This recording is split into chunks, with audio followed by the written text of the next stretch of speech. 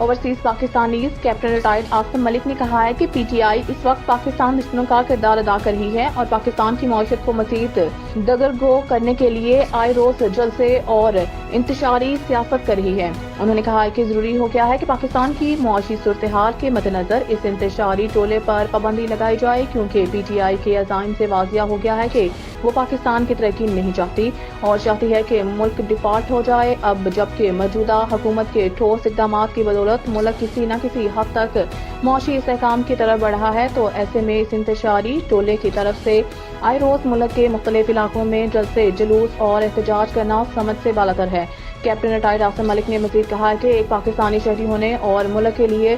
درد دل رکھنے کی بنا پر میں معزز عدلیہ، حکومت پاکستان اور آرمی چیف سے یہ اپیل کرتا ہوں کہ اس انتشاری ٹولے پر پابندی لگائی جائے اور اس کو غیر قانونی قرار دے کر اس کی تمام سرگرمیاں پر پابندی لگائی جائے، کیونکہ یہ سیاسی جماعت نہیں بلکہ شرپسند ٹولہ ہے۔